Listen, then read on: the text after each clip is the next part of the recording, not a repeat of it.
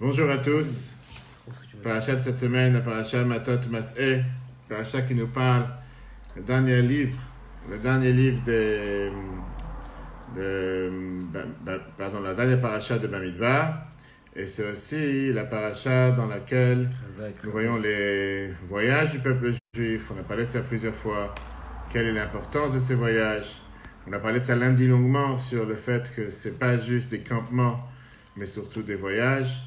Le but de toujours avancer, le but de toujours aller de l'avant. Et ce qu'on va voir aujourd'hui ensemble, c'est la suite de ce qu'on a commencé la semaine dernière, qui est sur le Kohen. Puisque nous avons le devoir, comme on a vu la semaine dernière, l'importance d'apprendre les 3 semaines, d'apprendre la construction du temple, d'apprendre les détails de qu'est-ce qui se passait dans le temple. Et comme ça, on a vu dans le cours lundi soir longuement que par ça qu'on apprend les lois du temple pendant les 3 semaines, c'est considéré comme si on est en train de construire le temple. Donc, la semaine dernière, on s'est arrêté longuement sur quel était le rôle du Kohen, comment on peut détecter ou comment on peut savoir c'est qui un Kohen. Et aujourd'hui, on va continuer. On va continuer dans la même idée, mais en apprenant beaucoup plus de détails sur pas seulement qui est un Kohen, mais quels sont les habits du Kohen. Qui veut dire, parfois nous savons très bien qu'il y a la fameuse dicton « les habits font la personne ». Mais nous, ce qu'on va voir ensemble, c'est pas seulement ce que les habits font la personne, on va surtout voir est-ce que Dieu devait rentrer dans tellement de détails, on va voir le moindre détail pour savoir quel habit on doit avoir, comment avoir des habits. Et pas forcément on avait besoin de rentrer dans tous ces détails-là. On aurait pu s'en passer en sachant que oui, il faut avoir des habits dignes de pouvoir le faire, sans plus. On sait que les habits en général ont un impact important dans la vie de chacun d'entre nous. On sait qu'il y a des milliards d'euros et de dollars qui sont investis chaque année dans les confectionnements d'habits, dans la manière de comment faire des habits, dans pas seulement la conception des habits, de la mode. Des gens sortent beaucoup d'argent et beaucoup de temps pour essayer de voir et de mesurer les habits qui leur conviennent. A priori, si on prend le premier abord, les habits n'ont rien à faire avec ce qu'on appelle la Gdusha, la sainteté. Ça vient des nations du monde, ça vient du monde. Non. Comment est-ce possible de dire que Dieu est devenu, cette semaine, on va voir avec le Kobet Hamikdash, Dieu est devenu un conceptionneur ou bien un confectionneur d'habits, confectionneur de mode? Est-ce qu'on peut dire une telle chose? Et on va voir que ça, c'est ce qui s'est passé par rapport aux habits du Kohen. Il y a énormément de versets dans la Torah, dans laquelle Dieu il détaille et il explique quels sont les habits qu'on a le devoir de faire particulièrement pour les Kohanim. Et on va voir pourquoi. Pourquoi Dieu cherchait à avoir des habits particuliers pour les Kohanim. D'abord, on va voir aujourd'hui en 3 points. Quel est le regard juif sur les habits? Qu'est-ce que ça veut dire un habit tout court? Quels sont les habits du Kohen simple? Quels sont les habits du Kohen Gadol, le grand Kohen, le grand prêtre? Pourquoi des habits en or? Pourquoi des habits en lin? Pourquoi des habits en coton? Pourquoi des habits blancs? Quelle était la plus grande kippa qui existait dans le monde? Pourquoi il faut mettre une kippa? Quelle était la ceinture qu'il y avait autour, le turban qu'il y avait autour du Kohen? On va essayer de voir tout ça aujourd'hui. Et essayer de détecter et de comprendre quelle valeur nous donnons aux habits, quel rôle ont les habits dans le judaïsme et qu'est-ce que les habits veulent dire de nous. Alors effectivement, quand tu vas dans la rue, tu vois un policier, tu détectes qu'il est policier parce que tu vois ses habits de policier. Un pompier, la même chose. Un plombier, la même chose. Un garagiste, la même chose. Un rabbin, tout dépend lequel. Un soldat, la même chose. C'est justement, on sait qu'on a le chapeau, la veste. Pas forcément ça fait le rabbin, ce qui parfois est trompeur. Beaucoup de gens se disent, cette personne c'est un rabbin parce qu'il a une barbe, un chapeau et une veste. Et parfois ça peut être les plus grands truands, surtout pas forcément rabbin. Mais on va voir comment l'histoire des habits a commencé depuis le premier homme, depuis Adam Arishon. Adam Arishon, c'était le premier homme que, quand Dieu l'a créé, au départ, il n'avait pas besoin d'habits. Il n'avait pas le sentiment d'avoir besoin d'habits. Depuis qu'il y a eu la faute de l'arbre de la connaissance, là, ils ont senti le besoin de se couvrir. Et de là a commencé la manufacture, la confection, la fabrique, les entreprises d'habits à se développer des heures en plus. La prochaine fois qu'on parle des habits dans la Torah, avec Yaakov. Yaakov a habillé les habits de Esav, qui étaient des habits poilus.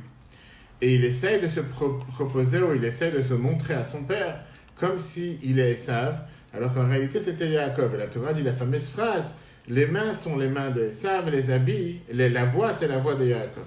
C'est la deuxième fois que la Torah nous fait allusion à des habits.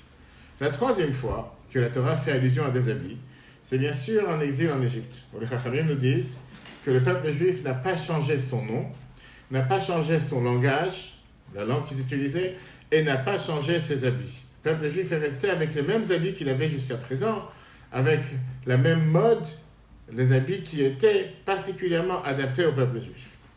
Mais si on peut dire, le développement de la marque habit juif s'est développé particulièrement une fois qu'on est arrivé avec le Mishkan. Depuis des semaines qu'on a parlé sur la construction du temple, la confection du tabernacle, Dieu il demande de faire des habits et il emploie deux termes. Les chavod ou le tifaret.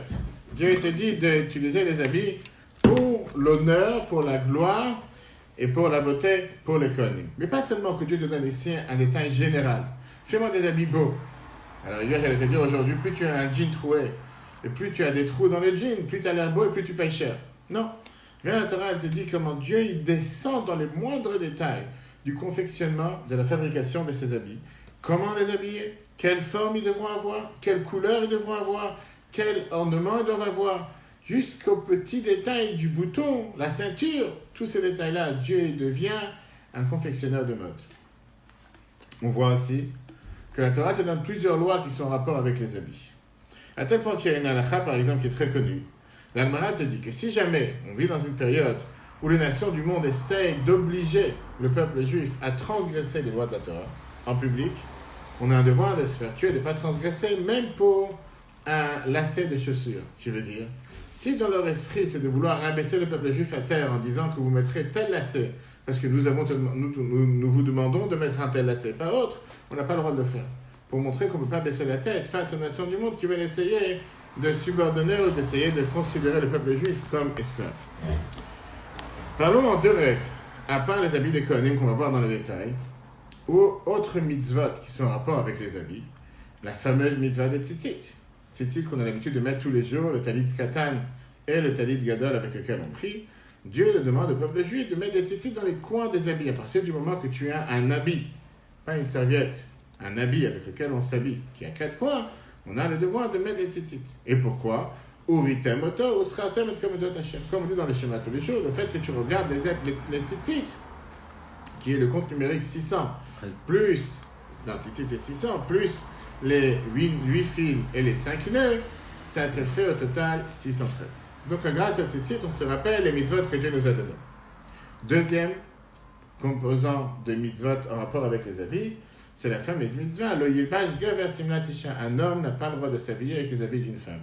C'est ce qui est écrit dans la Torah, des habits qui sont faits particulièrement pour les femmes. Un homme ne s'habille pas avec. On va tout de suite voir pourquoi et comment. Et la question d'abord, depuis le départ. Quelle est l'importance des habits? Si par exemple, un homme dans la maison, il n'a pas trouvé des habits qui lui conviennent, il n'a pas trouvé un pantalon qui est propre, qui est lavé, et il prend de l'armoire une robe de sa femme. Quel est le problème de mettre une robe de sa femme? Tu vas me dire, il n'est pas en Scotland, en Écosse, où là-bas, il y a beaucoup de personnes qui ont l'habitude d'aller avec des mini-jupes hommes. La réponse, elle est, la Gemara Baba Kama, page 91b, Rabbi Yochanan te dit, il appelle les bgadim mechabduta. Les habits sont appelés ce qui honore la personne. En d'autres mots, un habit honore une personne et te fait refléter par rapport à qu'est-ce que tu es à l'extérieur. Tu vas me dire, c'est des fois faussé, 100%. Parce que tu peux des fois avoir les habits d'un grand rabbin, tu n'es pas rabbin. Tu peux avoir les habits d'un infirmière, tu n'es pas infirmière. Tu peux avoir les habits d'un dentiste, tu n'es pas dentiste. D'accord. Mais regarde ce que le Admour Hazaken nous dit dans le Shulchan Aruch, Code de loi juif, Ichot Shabbat, là ici au début. 262, chapitre 3. Amalbush nikra kavod. L'habit, en général, est appelé la gloire, l'honneur. Shehu mechabed et adam. L'habit honore la personne. Keshema le makom shen makirim oto. Quand tu viens dans un endroit qu'on ne te connaît pas, veroim oto la vouche bidei chamudot, on te voit habillé avec des habits propres, des habits convenables. Azan yemechabdim oto, on te donne des honneurs. C'est très simple. Si tu vas marcher dans la rue comme un clochard, ou comme quelqu'un qui est sale, qui n'a pas d'habits, ou qui a des habits déchirés, les gens ne vont pas te regarder de la même manière que quelqu'un qui est habillé proprement et convenablement. Donc, l'Admour Hazaken à Shulchan Aruch, il te dit, sache une chose, que les habits de la personne donnent de l'honneur à la personne. T'es bien habillé, on t'honore. T'es mal habillé, on te regarde de manière différente. Bien, la Torah te dit, c'est la raison pour laquelle Dieu ne veut pas que les habits des hommes et les habits des femmes soient les mêmes. Parce que puisqu'à l'intérieur, chacun est totalement différent, ça s'exprime avec les habits extérieurs. Quand un homme s'habille avec des habits de femmes, c'est pas juste ici un habit extérieur. C'est juste qu'apparemment, C'est une image faussée. C'est une représentation faussée. Et c'est pas parce que c'est dégradant, parce qu'il y a une femme qui s'habille avec un habit de femme. C'est tout à fait normal. Après, on verra quel type d'habit. Mais au final, la Torah vient te dire que c'est pour l'honneur de la personne, c'est pour le rôle de la personne. Ça honore la personne le fait que tu t'habilles avec tel et tel habit. Pareil maintenant, quand on parle des Kohanim. Puisque la Torah considère que les Kohanim doivent être des personnes saintes, les Kohanim doivent être des personnes honorées, automatiquement, ils doivent être différents de tout le peuple juif. La Torah te dit que c'est pas normal que leurs habits dans le temple soient la même chose que les habits qu'ils ont à la maison. C'est comme j'allais te dire, un docteur, un médecin, un chirurgien, un policier, comme l'a dit tout à l'heure. Tu as les habits civils quand tu es en civil, et tu as les habits quand tu es en travail, quand tu es en fonction. Quand tu es en fonction, tu as le devoir de mettre tes habits. Tu rentres dans un bloc opératoire, tu as une blouse, tu as des gants, tu as un chapeau. Tu rentres dans une boulangerie, tu as aussi des habits. Tu ne fais pas travailler avec tes habits que tu es dans la société. Pareil, un Kohen, le fait qu'il est en train de servir Dieu, le fait qu'il est au service de Dieu dans le temple, il ne peut pas être avec ses habits normaux de la vie de tous les jours. C'est la raison pour laquelle Dieu demande deux choses. D'avoir des habits qui sont les chavot, qui honorent la personne et pour la beauté. Quand on parle du grand prêtre, ça s'exprime encore particulièrement avec ses habits à lui. Pareil, le grand prêtre, c'est un niveau élevé par rapport au Kohen, tout ça. Regardez comment le Rambam dit ça dans Moreh Nevuchim. Guide des Égarés, chapitre 3, page 45. Sylvain al-Albish ha-Kohanim, Gadim Naim. C'est la raison pourquoi Dieu a demandé au prêtre d'avoir des beaux habits, Malbushim Yafim, des habits propres, des habits beaux. Mipnei she'amon, parce que le peuple, lo yigdal adam etzlam betzurato amitit, ne va pas honorer, ne va pas donner de la gloire à une personne avec son vrai titre, et la bishlemut evarav veyefim gadav. Viens, Maïmonide te dit ici un point important. Les gens, c'est pas la Torah qui l'a décidé. Les gens décident de dire que si jamais une personne n'est pas en forme avec tous ses membres et n'a pas des habits propres, beaux, les gens ne le regardent pas proprement. Les gens ne le regardent pas de manière importante. Alors, que Dieu nous en préserve, ce n'est pas ici une manière de dégrader les personnes avec des disabilités ou des malfonctionnements ou des handicaps. La Torah n'est pas du tout contre ça. La Torah, elle te dit, le fait que quelqu'un il a des habits convenables, le fait qu'il a tous ses membres qui fonctionnent, en général, l'humain, la nature humaine, c'est de le regarder de manière, c'est quelqu'un de convenable. Imagine-toi le président de la République qui est en train de jouer au foot et qui va être habillé comme un clochard, ou comme quelqu'un qui n'a pas d'habits, ou comme quelqu'un qui a des habits sales ou des habits déchirés. Tu ne vas pas comprendre, tu vas avoir du mal à croire, est-ce que vraiment il habille la fonction? Est-ce qu'il s'est habillé avec la fonction ou pas? Quand tu vois un président qui va avec un casque et un scooter le soir dans la nuit, avec une jeune femme derrière lui ou quoi que ce soit, tu te demandes, est-ce que vraiment c'est la fonction de président ou c'est pas la fonction de président? Ou est-ce que j'ai fait le bon choix? Tu as entendu? Ou est-ce que j'ai fait le bon choix en votant pour lui? Est-ce que tu as fait le bon choix? Ça, il faudra demander la question à celui qui a fait ça pour lui. Mais en tout cas, donc ça c'est point numéro 1. La Torah te dit que les habits honorent la personne, les habits mettent la personne sur un certain niveau.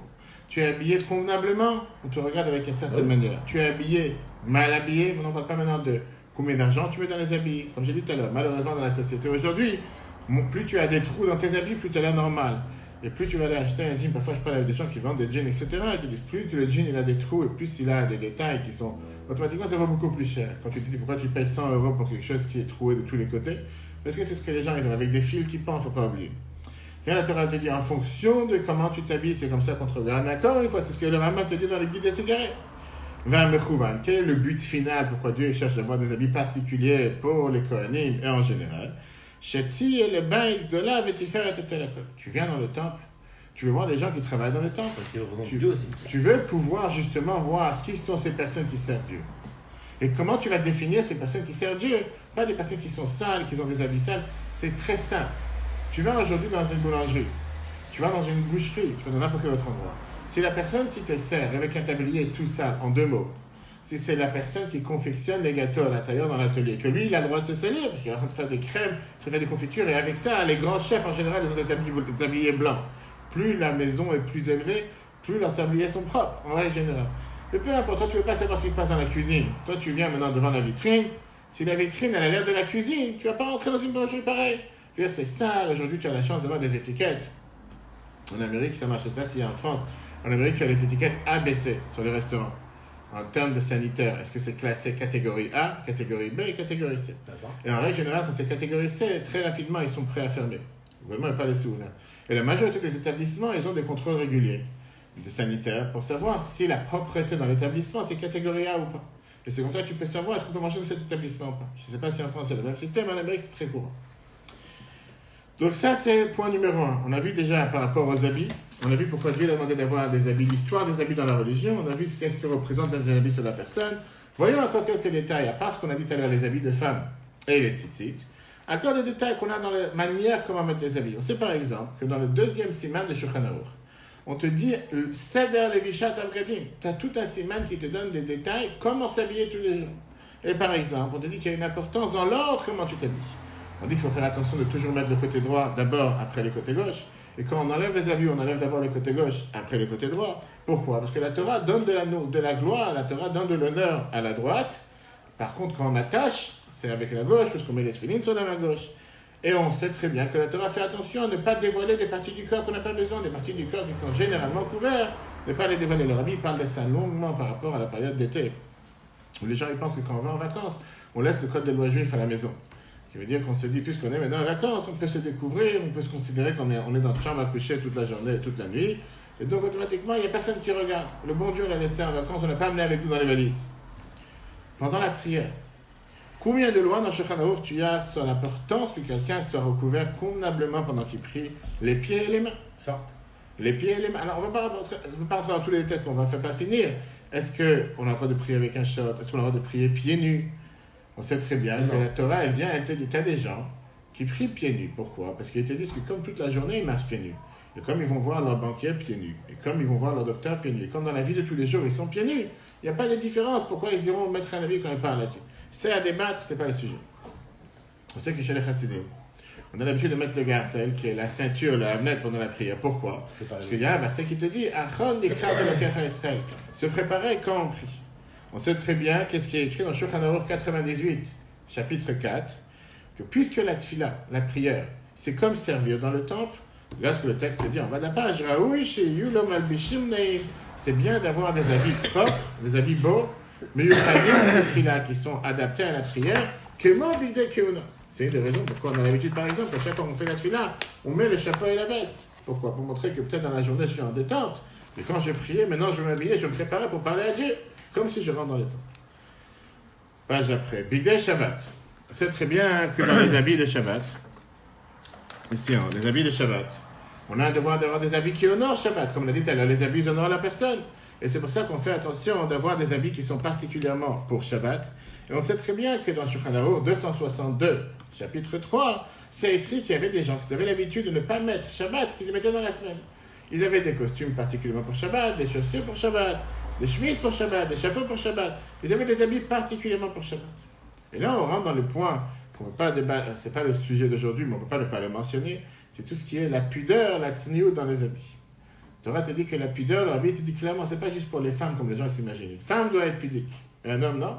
Un homme aussi doit être pudique. Tsniout, c'est pas juste pour les femmes, c'est pour tout le monde. Faire attention, comme l'a dit tout à l'heure, que certaines parties du corps qui sont toujours recouvertes, qui soient tout le temps recouvertes, et que depuis le départ, pas avoir des habits qui vont vouloir faire remarquer ou vouloir faire donner de l'attention beaucoup plus qu'est-ce qu'il en faut. Les lois de tsniout, c'est pas le sujet d'aujourd'hui, les lois des habits, c'est pas le sujet d'aujourd'hui. Maintenant qu'on a vu en général, qu'est-ce que la Torah elle parle par rapport à l'importance des habits. Qu'est-ce que les habits reflètent sur la personne? On va commencer à rentrer dans les détails sur les trois sortes d'habits que les Kohanim, les prêtres, avaient dans le temple. Chaque habit avait des catégories différentes. D'abord, on a ici les 4 premiers habits qui sont les habits de tous les Kohanim Hédiot, les Kohen simples, qui étaient composés de quoi? Ketonet, une tunique, Michnasayim, un short, Mikbat, un chapeau, un turban, on va voir après, Ve'avnet et la ceinture. On avait les 8 habits en or du grand prêtre, qui étaient les 4 qu'on vient de dire. À ça, on rajoutait Meïl, la robe, Éphod, le tablier, Choshen, le pectoral, Tzitz, c'était la barre, la plaque d'or qui était mise sur le front. On va voir après, on va expliquer.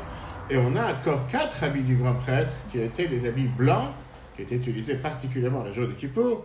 Ketonet, il y avait pareil, il y avait la tunique, Michnasayim, les shorts, Mitznafet, le chapeau, le turban, Ve'avnet et la ceinture. On voit ça dans Rambam, les lois des ustensiles du Mikdash, du temple. Perekhet, le 8e chapitre. Viens voir les lois ensemble, rapide. Aleph, Bigdei Kehuna Shlosha Minim, 3 sortes des habits de Kohen. Bigdei Kohen Ediot, Bigdei Zahav et Bigdei Lavan. C'est dit clairement les habits du Kohen simple, les habits en or, les habits blancs. Bigdei Kohen Ediot et Mabakelim qu'on vient de voir.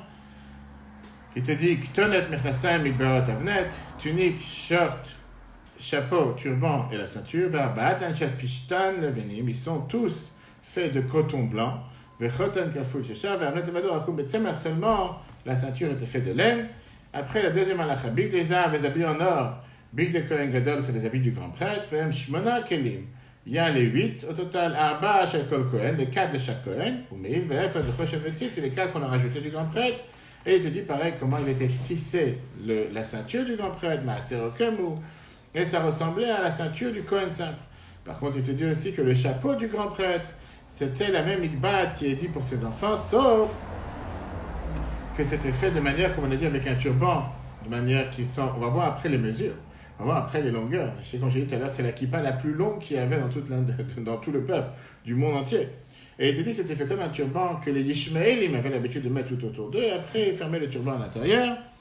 Bigdei Lavan, et après les habits blancs, c'est les habits que le grand prêtre utilisait le jour de Kippour. Ktonet, Mechnasaim, Avnet, Mitznefet, pareil, la tunique, les pantalons, les shorts, la ceinture, les chapeaux, ils étaient blancs, Vechotan Kaful Shisha, le fil était doublé de 6, ou Minapishtan Levado seulement de coton, et il te dit qu'il avait encore 2 autres tuniques, le grand prêtre, le jour de Kippour, un le matin, un le soir. Et les deux, ils étaient vraiment avec une telle quantité qui venait de fil et d'or, on va rentrer dans les détails. Si vous voulez rajouter, vous pouvez rajouter. Okay.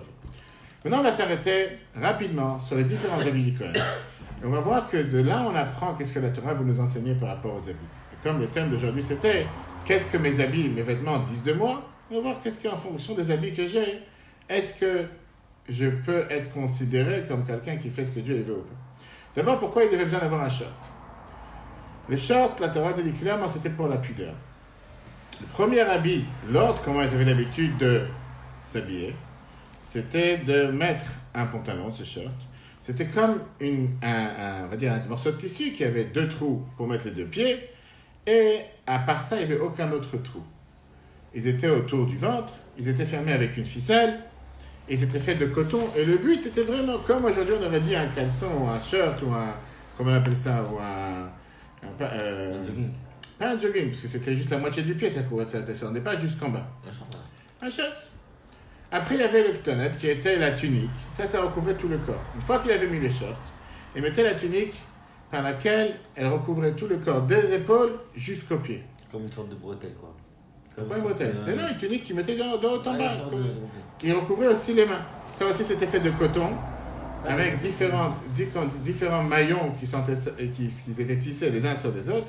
Et on va voir après comment pour chaque prêtre, chaque Kohen avait sa mesure, puisque c'était fait sur mesure. Midoba, il n'y a pas ici une taille unique. Tu rentres dans la même pour tous. Le chapeau, c'était quoi? La Torah te dit que la kippa, qu'on a l'habitude de mettre, c'est fait pour reconnaître quelqu'un qui craint Dieu. Les Chachamim te disent clairement qu'on n'a pas le droit de marcher 2 mètres sans kippa, parce que ça exprime la yirat shemaim, la crainte de Dieu. La Gemara Kiddushin, page 31a, la Gemara Shabbat 156b, mais il n'y a pas ici une source dans la Torah. Après, il n'y a pas une source dans la Torah par rapport dans cette page Shabbat. Il n'y a pas une source dans la Torah par rapport à la kippa. Néanmoins, on voit ici quelque chose d'intéressant. Que la première fois que Dieu décide dans la Torah de fixer quel type d'habit une personne doit s'habiller avec, il demande de couvrir la tête. Un des habits des Kohanim, c'était d'avoir les chapeaux, qui était le couvre-tête. Intéressant qu'aujourd'hui tu vois que n'importe quelle autre fonction importante, je parle par exemple dans tout ce qui est dans le manger, etc., on demande aux gens de couvrir la tête, de mettre un chapeau sur la tête. Je ne parle pas de tout ce qui sont les infirmières, tous ceux qui travaillent dans un bloc opératoire, que j'ai jamais compris pourquoi quand je rentre des fois dans des services importants, on te demande de mettre quelque chose sur la tête, parce que j'ai des longs cheveux qui vont tomber, il va savoir qu'est-ce qui va arriver. Des fois, des gens qui n'ont pas de cheveux. Mais va savoir, tout le monde est couvert avec les chapeaux autour. Et tu te dis, va savoir si ça ne vient pas de cet endroit. Je ne vais pas parler des autres religions qui recouvrent aussi la tête. Et que des fois, c'est des couleurs roses, des fois, c'est des couleurs blanches. Et va savoir, bien sûr, c'est ce qu'on appelle la copie, mais jamais égalée. Néanmoins, écoute des détails intéressants par rapport à ce chapeau. Ce n'était pas un chapeau qu'on achetait dans un marché. Ni un chapeau italien, ni un chapeau français. C'était un turban en coton, d'une longueur de 8 mètres, 16 amotes. Quand tu sais, c'est quoi 8 mètres? C'est énorme. Tu n'as pas aujourd'hui une écharpe qui fait 8 mètres. Et il retournait ce chapeau autour de la tête plusieurs fois. et ça faisait comme un chapeau qui était large d'en bas et étroit d'en haut. Le Rav Gaon explique qu'est-ce que ça veut dire par Amikbaot, qu'en haut il y avait comme un bouton pour appuyer. Le Chiskouni dans la paracha Shemot dit c'est comme un velcro, quoi, tout ça pour attacher, pour pas que ça tombe. Et il te dit Rashi qu'il n'y a pas de différence entre le chapeau du grand Kohen simple, il n'y a pas de différence entre le chapeau du grand prêtre. Les deux étaient faits les mêmes que les chapeaux. Il y a beaucoup d'avis dessus, il n'y a pas le temps de regarder dans les détails. La ceinture. La ceinture était la ceinture la plus longue qui existait au monde. On prenait un morceau, une ceinture de tissu, une languette de tissu, qui était 16 mètres de long, large de 6 cm. Il ne faut pas une ceinture pour aujourd'hui. Même les ceintures confectionnées pour les femmes aujourd'hui, des fois, ils font la moitié du ventre ou la moitié de la taille. Tu dis, j'ai pas compris pourquoi ils ont fait tellement grande ceinture. Parce que même dans le temple, c'était 6 cm. 6 cm, c'est pas tellement grand. Mais c'était 32 amot, ce qui veut dire 16 mètres de long. Et le Kohen, il faisait ce tour de sa taille 10 fois jusqu'à ce qu'il attache. Aujourd'hui, on sait très bien qu'on a l'habitude, comme je te dis, beaucoup de chassidim, de mettre ce qu'on appelle une ceinture compris. Et la halakha, elle te dit qu'on a l'habitude de mettre une ceinture pour séparer le haut du corps et le bas du corps. Ça, c'est ce qui est écrit dans Shulchan Aruch, chapitre 91. Pourquoi on met ce qu'on appelle en yiddish un gartel ou une ceinture? C'est beaucoup plus court. Encore une fois, on se base sur ce qui est écrit, qu'on met une préparation à la prière. Maintenant, je vais prier, je mets ma ceinture, je mets ma veste. Maintenant, je vais me préparer à la prière. Maintenant, je vais m'habiller, je vais faire comme il faut. Je n'ai pas envie de raconter une histoire, mais on va quand même la raconter sans faire allusion à qui que ce soit. On te dit que chez les chassidim, on veut séparer le haut du bas. Et il y en a qui mettent aujourd'hui cette même ceinture, ce même turban sur la tête, parce que chez eux, depuis la tête jusqu'en bas, c'est exactement la même chose, il n'y a pas de différence. Celui qui a compris à qui a fait allusion, il a compris. Et un habit qui manquait dans le temple, c'est quoi? Les chaussures. On vient de voir qu'il y avait la ceinture, il y avait les shorts, il y avait la tunique, il y avait les différents habits du grand prêtre. Néanmoins, la Torah n'a pas demandé de faire des chaussures. Un habit qui manque. Les Kohanim avaient l'habitude de marcher pieds nus dans le temple. Parce que Dieu, il a demandé justement à Moshe, quand il est venu le voir dans les buissons ardents, il lui a dit, enlève les chaussures de tes pieds, parce que l'endroit dans lequel tu te tiens, c'est une terre sainte. Et d'ailleurs, on n'avait pas le droit de marcher sur le mont du temple avec les chaussures qui avaient sur nos pieds. Tu vas me dire, certaines religions ont repris ça aujourd'hui, 100%, on l'a toujours fait. Rambam, Maïmonide, te dit quelque chose d'intéressant. Il te dit que les Kohanim, quand tu vas voir en haut de la page, étaient malades à cause de la situation de leurs habits. Il n'y avait pas vraiment d'habits sur eux, quand tu viens de voir, les Kohanim tout court, et parce qu'ils mangeaient trop de viande. Regarde ce que Rambam te dit dans les Chot Klamik, dans le chapitre 7, tout en haut. À Kohanim, le fait qu'ils marchaient tout le temps pieds nus. Ils mangeaient beaucoup de viande. Ils n'avaient pas vraiment d'habits sur eux. Qu'est-ce qu'ils avaient sur eux comme habits? Ils avaient seulement la tunique et le short. Et la chalouk echad, ils avaient beaucoup de maladies d'intestin. Les fichach ma'amidim, il y avait un responsable chez Yam Evakerotam qui venait les regarder, qui venait, comme il faisait des visites médicales régulièrement. Ou me rappelait quand il guérissait toutes leurs maladies. Il faisait le tour des Kohanim pour s'assurer qu'ils n'ont pas de maladie, qu'ils n'ont pas de problème. Maintenant qu'on a appris quels étaient les habits du Kohen, à quoi servaient ces habits? Et où il les plaçait? Il fallait avoir des garde-robes dans le temple. Si tu te rappelles ce qu'on a vu la semaine dernière, les différentes gardes qui travaillaient dans le temple, la longueur du temps qu'ils travaillaient, combien chaque garde pouvait travailler en fonction des semaines. On sait très bien qu'à côté de la porte de Nicanor, qui était à la porte de la Hazara, il y avait un bureau qui s'appelait l'Ishkat Pinchas Amalbish, le bureau de Pinchas l'habilleur. Quand tu vois aujourd'hui dans le sentier ou dans les autres endroits, telle marque, telle couture, il y avait dans ce bureau différentes étagères, ce qu'on appelait des fenêtres. En fait, c'était des casiers qui étaient fermés dans lesquels on mettait les habits du Kohen. Chaque garde avait 4 casiers pour les 4 sortes d'habits. Il y avait comme aujourd'hui, n'importe quel endroit, spa, thalasso, etc., ou même à l'hôpital, des fois, tu as des rangées ou des casiers où il y a les tuniques, où il y a les chapeaux, où il y a les chaussures, et chacun il vient et se servait en fonction de sa taille. Au total, il y avait 96 casiers pour toutes les gardes. Quand la garde de la première famille venait, qu'on a vu longuement la semaine dernière qui ils étaient, venait pour sa semaine, ils rentraient dans leur casier, ils prenaient leurs habits et s'habillaient. À la fin de la semaine, ils remettaient les habits à l'intérieur. Comme chaque habit, à force d'utiliser plusieurs fois, il peut se salir et il peut s'user. Viens, la halakha te dit qu'un tel habit devenait pasoul. Tu n'avais pas le droit de servir Dieu avec un habit sale ou un habit qui a été usé. Et on n'avait pas le droit de mettre des patchs, de coller des morceaux pour boucher les trous si ça a été déchiré pendant la tour. Et on avait le devoir d'avoir des habits propres et des habits beaux. À tel point qu'aujourd'hui, dans un match de foot, c'est un joueur qui a un t-shirt déchiré, on va lui enlever son t-shirt, on va lui changer. Imagine-toi comment, à plus forte raison, dans le temple, un Kohen qui travaillait avec un habit déchiré et devenait pas seul, là, il a pu travailler dans le temple. Ça nous rappelle ce que la Gemara nous dit. La Gemara, Shabbat, page 114a, Talmid Chacham Shenitzar Avav al Bigdo. Un Talmid Chacham qu'on trouve une tache sur son habit, pas forcément qu'on a le droit d'apprendre la Torah de lui. Quelqu'un qui enseigne la Torah par rapport à ce qu'il enseigne, il doit être habillé proprement et convenablement. Et quelqu'un qui est habillé pas proprement, automatiquement il fait en sorte que les gens ne veulent pas apprendre la Torah de lui. Rambam te donne ici dans les prochains halachot qu'on va te voir, le loi du Klei Mikdash, chapitre 8, halakha 4, 5, 6, il te dit qu'est-ce qu'on faisait avec les habits usés. Très intéressant. Rien qui était au gâchis. Le recyclage, l'écologie marchait depuis le départ. 4. Bigdei Kehuna, les habits du Kohen. Mitzvatam sheyu chadashim naim ou meshulashim. Ils devaient être propres, beaux et nouveaux, comme les habits des grands prêtres, les chavod ou tiferet. Si jamais ils étaient metushtashim ou mekureim ou aruchim eter midato ou tsarim, pachot midato, s'ils étaient trop courts par rapport à sa taille, ou bien qu'il les attachait avec la ceinture, si c'était trop long par exemple, avad avodato, si jamais il a fait en sorte de couvrir ou de faire en sorte de ne pas remarquer qu'ils sont trop longs, tout ce qu'on vient de voir, sous-là son travail il est interdit. Il n'est pas sûr, c'est comme s'il a fait un travail qui n'est pas récha. Il n'a pas servi Dieu comme il fallait. Ayou meshuchaki maintenant, s'ils étaient usés, s'ils étaient trop longs, il a assez arrangé de faire en sorte qu'ils soient à sa taille. Comme des fois avec une ceinture, tu vas serrer un peu un habit qui est trop grand, etc. Là, son travail était caché. 5. Tous les habits du Kohen, qu'ils étaient sales, on n'a pas le droit de les laver. Et la manicham, les petits lots, on les faisait avec ça des mèches. On faisait avec ça des mèches avec lesquelles on allumait les feux dans le temple. Le Vesh Hadashim devait être tout le temps habillé avec des habits nouveaux. Ou Bigdei Kohen Gadol et les habits du grand prêtre chez Balou qui sont venus usés. Ganzin, on devait les enterrer.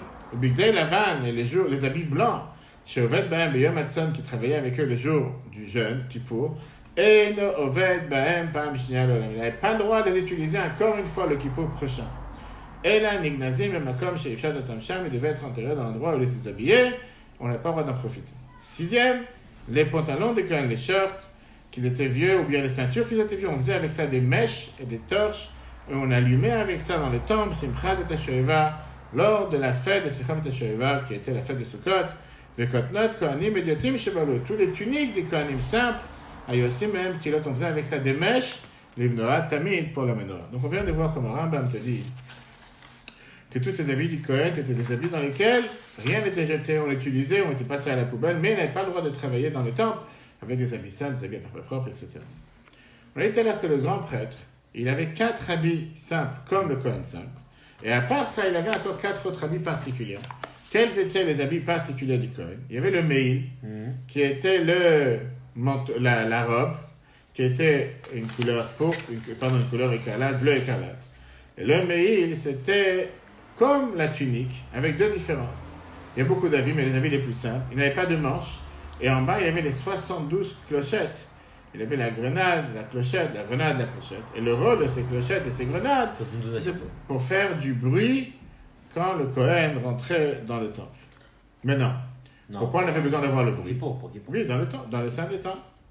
Pourquoi on a besoin d'avoir le bruit? C'est écrit qu'on n'a pas le droit de servir Dieu avec le bruit, alors qu'on doit servir Dieu calmement. Le Rabbi t'explique qu'il y a 2 sortes de services de Dieu. Il y a ceux qui sont proches de Dieu et ils savent parler à Dieu calmement, tranquillement et ils savent qu'ils n'ont pas besoin de faire du bruit. Il y a ceux qui sont loin de Dieu et qu'ils ont ce besoin de vouloir s'exprimer, de vouloir faire du bruit, comme quelqu'un qui est en train de se noyer et qui n'arrête pas de crier « Sauvez-moi, sauvez-moi » et servir Dieu avec un bruit. Viens la Torah, elle nous dit que quand le grand prêtre rentrait dans le temple le jour de Kippour, il devait faire entrer avec lui tout le peuple juif, même ceux qui se trouvent en bas de son habit, même ceux qui se trouvent en bas du peuple juif, même ceux qui sont fautés, qui veulent réparer, et qui ont l'habitude de servir Dieu avec du bruit, même ces clochettes qui faisaient du bruit en bas de sa tunique, que ça représentait justement les fauteurs du peuple juif. Néanmoins, le Kohen avait le devoir de rentrer avec eux aussi dans le Saint des Saints. Vous ne pouvez pas rentrer dans le Saint des Saints le jour de Kippour en disant « je rentre seulement avec l'élite ». Je rentre seulement avec les pratiquants.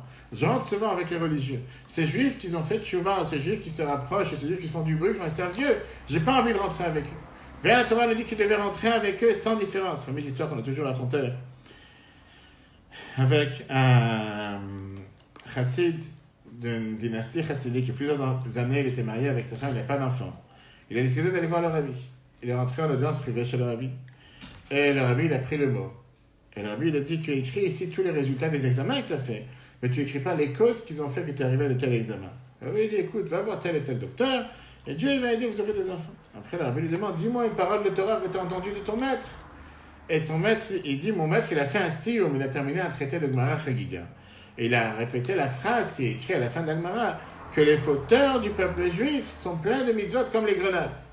Et il a posé la question, s'ils sont des fauteurs du peuple juif, comment ils peuvent avoir des mitzvot comme des grenades? C'est pas possible, ce sont des fauteurs.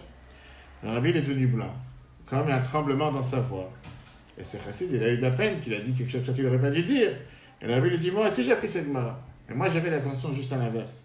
Puisqu'ils sont pleins de mitzvot comme la grenade, comment on peut les considérer des fauteurs? Ça ne peut pas être un juif qui est un fauteur. Chaque juif, il est plein de mitzvot.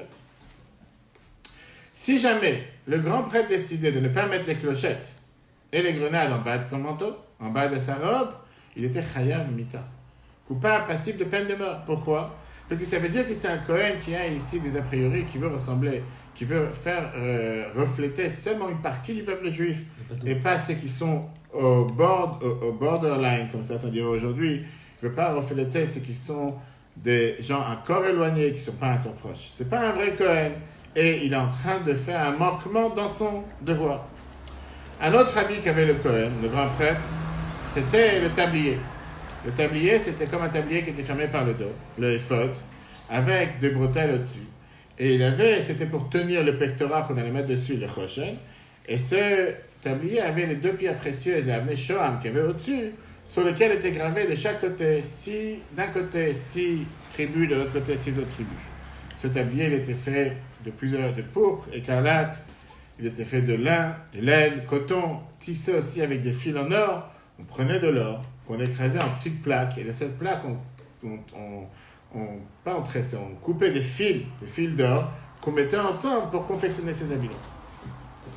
Le rabbi rappelle toujours cette histoire, avec une fois les profs dans le cheder, à l'école, qu'ils ont raconté aux enfants, que Rashi, aujourd'hui c'est le jour de la Lula de Rashi, aujourd'hui c'est le jour de la Lula de Rabbi Shlomo Yitzhaki à 3, un des plus grands maîtres du peuple juif, que Rabbi expliquait chaque Shabbat les profondeurs de qu'est-ce qu'il expliquait sur le Chumash et sur la Gemara.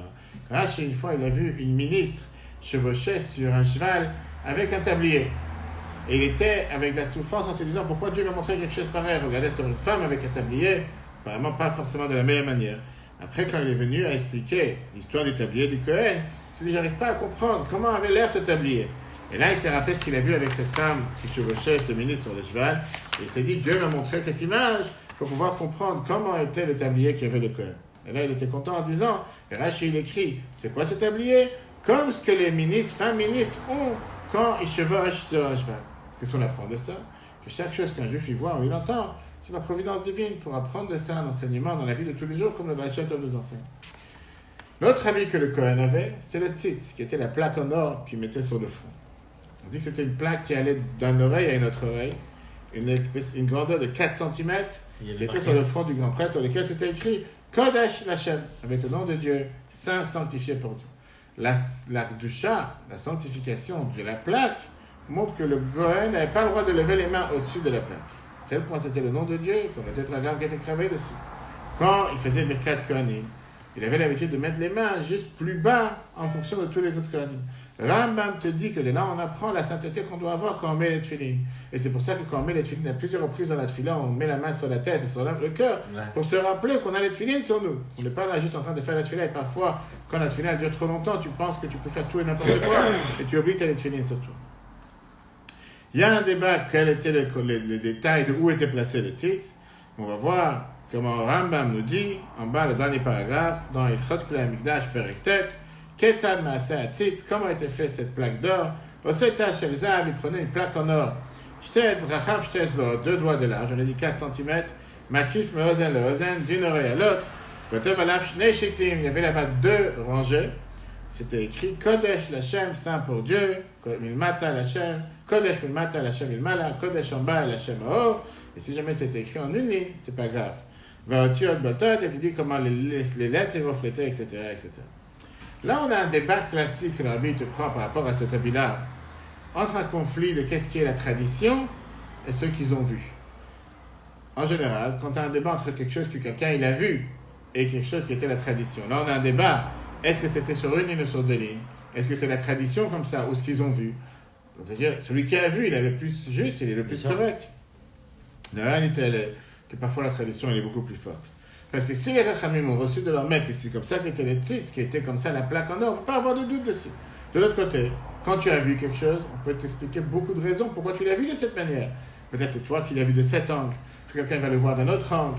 Peut-être que toi tu as vu seulement un côté, tu n'as pas vu l'autre côté. Ça se peut que ce qu'on a vu à Rome, c'était pas le vrai tzitz, la vraie plaque en or, mais c'était une imitation. Ça se peut que c'était le vrai, mais qu'on a utilisé avec lui seulement une petite période dans le temple, et c'était cachère a posteriori, pas a priori. Le Rambam te dit les différents détails. Le Rabbi te dit qu'on voit beaucoup d'autres conflits dans la halakha entre la tradition et ce que les gens ont vu. Par exemple, 2 exemples. On a la fameuse histoire de la menorah qui est gravée sur la muraille de Titus. D'après les sources, Rambam, Maïmonide, Rashi, il est là aujourd'hui, le Pshat de la Torah, etc., les branches de la menorah étaient diagonales, n'étaient pas rondes. Alors que sur la porte de Titus, c'est ce qui a amené à l'erreur beaucoup d'institutions juives jusqu'à nos jours. Ils ont là-bas la forme de la menorah en rond.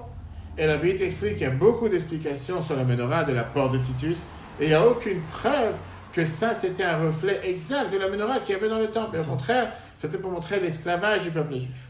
On a aujourd'hui beaucoup de parchemins anciens qu'on retrouve. Dans ces dernières années, des parchemins qui existent depuis des milliers d'années, dans le désert de Judée. Des fois, on voit des morceaux de la Torah qui ont été écrits de manière différente de la tradition que nous avons. Et il y a plusieurs explications sur ça. Ça peut être que celui qui les a écrits ne connaissait pas les lois, et c'est pour ça qu'on les a enterrés, qu'on les a pas. Ça peut être qu'ils n'étaient pas exacts, on n'a pas voulu les utiliser, alors que la tradition qui a passé de génération en génération, c'est quelque chose qui est sûr, et c'est quelque chose qui n'a jamais changé. Maintenant, on va parler sur les habits en or du grand prêtre. Revenons aux dernières catégories des habits qui sont les habits blancs. Les habits blancs qui mettaient les mêmes sortes d'habits, mais qui mettaient le jour de Kippour. C'était tout un panoplie, tout un set d'habits. Pareil, chapeau, tunique, chapeau, tunique, le short et la ceinture, qui utilisaient particulièrement Kippour. Kippour, des habits en blanc, de coton, c'était des habits qui étaient utilisés une seule fois, presque comme les tuniques que tu reçois aujourd'hui quand tu rentres à l'hôpital. Les bleus, les chaussures bleues, même si aujourd'hui ils les réutilisent pour les autres personnes qui arrivent après. En général, c'est fait pour utiliser une fois, après les jeter à la poubelle, à la fin des Kippour, on les jette. Pendant tout le jour de Kippour, le Kohen avait l'habitude de changer les habits une fois après une autre fois. Avant chaque action, il avait l'habitude de se déshabiller, aller au mikvé, mettre des autres habits, se rhabiller encore une fois. Et comme ça, il faisait plusieurs travaux le jour de Kippour. Il habillait les habits en or. Après ça, quand il faisait ce qui était en rapport seulement avec Kippour, les habits blancs. Après ça, il remettait les habits en or. Et comme ça, il changeait les habits, comme on voit longuement dans le chapitre en bas de la page, 10 fois le jour de Kippour. Et la question qui est demandée, c'est tout d'abord la raison pourquoi aujourd'hui beaucoup de gens ont l'habitude de mettre des habits blancs le jour de Kippour, parce qu'on veut ressembler aux anges. Et pour ça, aujourd'hui, beaucoup de gens, on l'a vu là de l'autre côté de la page, beaucoup de gens aujourd'hui ont l'habitude de mettre ce qu'on appelle un kittel. Il y en a qui ont l'habitude aussi que les femmes soient habillées en blanc. Peut-être pour se rappeler le fait qu'on va voir dans 2 semaines, la fête du 15 Av, avec la fête que les filles de Jérusalem sortaient avec des habits blancs empruntés pour retrouver leur mari, leur future épouse, etc. La question qui est demandée, pourquoi le jour de Kippour, le grand prêtre rentre dans le temple avec les habits les plus simples, les habits blancs? On sait très bien que dans la Kedusha, tout ce qu'on fait, il faut faire de la plus belle manière, la plus honorable. Particulièrement quand on a dit que le Kohen, depuis le départ, le fait que Dieu il a demandé de faire des habits particuliers, c'était pour le kavod et le tiferet, pour la beauté, pour la gloire. Comment est-ce possible que le jour le plus important de l'année, le plus saint de l'année, le plus élevé de l'année, la personne la plus importante de l'année, dans le lieu le plus important, rentre avec les habits les plus simples? Et là, c'est magnifique. Le Rabbi te donne la réponse suivante. La réponse, elle était, le peuple juif a fait la faute avec le vaudor. Le vaudor, la Torah te dit que l'accusateur ne peut pas être le défenseur. C'est pour ça qu'il ne pouvait pas être habillé avec des habits en or. Parce que le blanc, par définition, c'est le pardon. Comme c'est écrit dans les versets, quand tes fautes sont rouges, Dieu va les blanchir comme la neige. Viens la chassidoute et t'explique ici une explication merveilleuse. Le blanc vient te montrer quelque chose qui est pur, qui est simple, sans rajout. Il n'y a pas ici, comme on appelle ça quand tu commandes une pizza, tu peux mettre des choses en plus. Il n'y a pas de... Non, il te dit que tu peux commander, tu peux rajouter des oignons, tu peux rajouter des tosafot, comme on dit ça en français, tu peux rajouter des ingrédients en plus. Ici, c'était quelque chose de simple. C'est pour ça que sur le blanc, tu peux mettre toutes les autres couleurs. Alors que sur les autres couleurs, tu peux pas mélanger d'autres couleurs. Le blanc, ça se mélange avec n'importe quelle chose. Le grand prêtre rentre dans le Saint des Saints. Il devait se déshabiller de n'importe quel symbole extérieur à ce qui est l'essence même d'un juif. Je suis venu ici refléter le juif par essence. Le sentiment pur, le sentiment simple d'un juif de vouloir se rapprocher de Dieu. Pas tout ce qui sont les fanfares, les connaissances, les études et tout ce que chacun peut avoir en différents niveaux. L'aneshama, ce qu'on appelle le etzem, l'essence d'un juif. En rentrant dans le Saint des Saints, où il était uni avec la Shrina, avec la divinité, la Torah lui demande, c'est quoi? Sans aucun symbole, sans aucun signe ostentatoire. Aujourd'hui, c'est dans le domaine public, on te dit, le Kohen entrait dans les Saints des Saints, il ne peut pas avoir un symbole ou un signe quelconque qui aurait pu montrer qu'il est différent. Ça représente telle catégorie, ça représente tel niveau, ça représente tel érudit. Rien, on est tous les mêmes, on parle de tous les sens même. Regarde comment la Moazaken et les Christians ont écouté Torah. Prinat aloven, c'est que la qualité du blanc, et non kisharak vanim, c'est pas comme tous les autres habits. Qui ou prinat atzmir cheleva, c'est l'essence de la chose. Ven gan devan nosaf, il n'y a pas ici quelque chose en plus. Rak etzem adevar levan, l'essence de la chose elle-même. Machin, ken sharak vanim, ce qui n'est pas la même chose avec les autres couleurs. Shem tseva, shem tsavimbo, c'est une couleur avec laquelle on va faire une couleur. Adam, rouge, yarok, vert, shem tseva adam. Je dis en réalité la couleur rouge. Ou d'avoir nosaf aletzem adevar shelvan, tu rajoutes sur le blanc qui était la couleur générale. Et la preuve elle est que quand tu prends aujourd'hui des peintres, on a fait maintenant toute la peinture de travail, ils te viennent avec des pots de seau blancs. Et après, tu rajoutes quelques gouttes de colorant que tout d'un coup, en mélangeant, ça devient telle et telle couleur. Mais à la base, c'est quelque chose qui est blanc. Verchav, elle est derrière Tseva, maintenant par la couleur, c'est devenu rouge. Venim, ça veut dire quoi? Zewar, kava, letzemadavar. Tu rajoutes quelque chose sur l'essence de la chose. Machin, qu'un gvan lavan. Par contre, quand tu parles d'un habit blanc, totalement blanc, ou atzmi, c'est l'essence même de la personne, l'essence même de la chose. Il n'y a pas de couleur ici. Et ça te montre le point G d'un juif qui est tout le temps blanc, tout le temps pur. Et qu'est-ce qu'on dit tous les matins dans la prière? Et le kain neshama shenata tabit oreille. Dieu, la neshama que tu m'as donnée, elle est pure. Ça se peut que de l'extérieur, je me suis sali avec différentes couleurs, différentes choses que j'ai pu faire dans l'année. J'ai pas été au top. J'ai pas fait les choses exactement comme j'aurais dû faire. Mais tu sais quoi? Le jour de Kippour, c'est l'essence qui parle. Il n'y a pas ici de fanfare, il n'y a pas de publicité, il n'y a pas ici de rajout. C'est l'essence de la personne qui parle. Et quand tu enlèves toutes ces impuretés qui ont pu se coller à la personne toute l'année, tu dévoiles la neshama de la personne. Terminons avec la réalité où on en tient avec les habits aujourd'hui. D'abord, où se trouvent les habits du Kohen? À travers l'histoire, on voit que les habits, on les a enlevés. Dans les îles de Babel, on a perdu les habits comme Agmara nous dit. Que Achashverosh, Agmara Megillah, page 12a, te dit qu'Achashverosh, il avait mis les habits pendant le festin avec Vashti. Même les Romains, ils ont pris une partie des habits. Comme Rabbi Eliezer a dit qu'il avait vu le tzitz, il avait vu cette plaque d'or à Rome. Néanmoins, dans le livre d'Avot de Rabbi Nathan, dans les paragraphes, c'est écrit que les habits ont été enterrés dans le mont du temple quelque part. Et on attend le moment que Mashiach arrive pour les dévoiler. Peu importe comment, c'est sûr qu'on ne peut pas aujourd'hui faire de nouveaux habits. On attend que Mashiach arrive, que Dieu fasse que ça se passe rapidement, que Dieu fasse qu'on puisse apprendre la qualité de qu'est-ce que ça veut dire être habillé, surtout en été. Comme on l'a bien rappelé régulièrement, que ce n'est pas parce qu'on est en été qu'on peut penser qu'on doit se déshabiller totalement, que ce soit de la pureté, que ce soit de la sainteté, que ce soit de la Gdusha, ou que ce soit de la Torah ou des mitzvot, et particulièrement matériellement. Rappelons-nous qu'en été, le bon Dieu est aussi présent, le bon Dieu est aussi à la plage, le bon Dieu est aussi à la mer, le bon Dieu est aussi en vacances, et à la piscine, et que Dieu il est présent partout, et surtout qu'on se rappelle que grâce à nos habits, on reflète qui nous sommes, et automatiquement donnons de la gloire et de l'effort en fonction de l'habit qu'on a, pour servir Dieu et faire la Torah et les mitzvot, que Dieu fasse qu'on puisse mériter de transformer ces jours de deuil en jours de joie. Ce soir, Rosh Chodesh Av commence la période de 9 jours. Pour certains, Sfaradim, ça commence depuis Rosh Chodesh.